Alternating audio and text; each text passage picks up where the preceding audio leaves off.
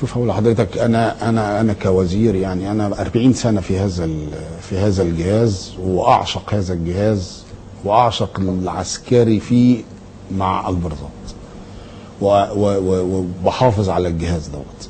يعني انا لما تيجي حضرتك تبص، انا يمكن واقف في موضوع ضباط الملتحين. نعم، وده ملف برضه هطرحه مع حضرتك.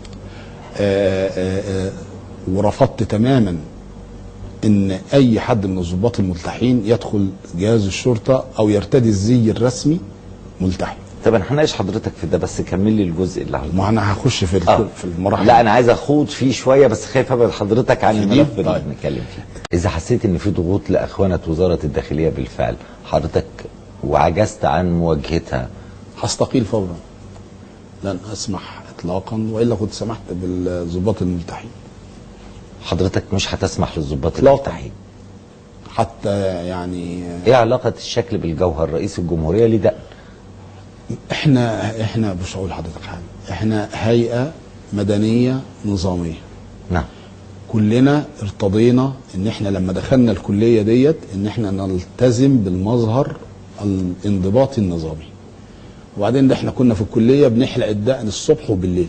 احنا كان عندنا طابور الصباحي وطابور مسائي. كنا نحلق دقننا الصبحيه ونيجي في طابور المساء نحلق دقننا تاني. كان يجيبوا الورقه كده ويمشوها على دقننا، لو خرفشت ما طلعش خميس وجمعه. نعم. وبالتالي انا ملتزم بهذه الاعراف. تمام. ما اجيش بقى عشان الثوره حصلت وان التيار الاسلامي السياسي هو يتولى المسؤوليه اجي اقول ان التحي واخش البتاع واحاول اجبر الوزاره على ضد رغبه 34,000 ضابط وادخل 27 ضابط ملتحين جوه الوزاره. حتى لو معهم حكم قضائي؟ حكم القضائي لن يتطرق للحيه. نعم. هو الحكم القضائي كان مغزاه ان احنا طبقنا عقوبتين على فعل واحد، وهو ايقافه عن العمل واحالته للمحكمه التاديبيه واحالته للاحتياط. في مبدا في القضاء الاداري ان لا يجوز العقاب مرتين على جريمه واحده. هو ده سبب الحكم.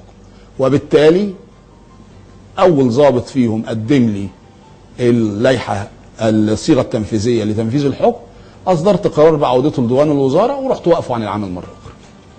لان ما زالت المخالفه مستمره. واحنا كنا عرضنا عليهم لحل الازمه ديت ان هم يتم نقلهم لوظائف مدنيه في وزارات اخرى. وتم الاتفاق والتنسيق مع مجلس الوزراء، مع السيد رئيس مجلس الوزراء ومع السيد رئيس الجمهوريه، وجبنا وظائف. هم التقوا في وزاره البترول في المسجد كمان. في وزاره البترول ووزاره الكهرباء، وهم كانوا موافقين. ولكن بعض التيارات الاخرى خلتهم غيروا رايهم، قالوا لا، ما احنا لا ضباط. بتستغل سياسيا، بعض التيارات الاخرى بتستغلها سياسيا ايضا. طبعا. يعني قولا واحدا، اذ لم يكن هناك حكما نهائيا باتا، وزير الداخليه محمد ابراهيم لن يسمح. شوف، بقول رساله واضحه وصريحه، طول ما انا وزير داخليه ما فيش ضابط ملتحي يخش عندي.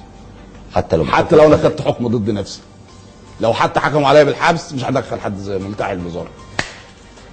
بشكرك جدا سيادة.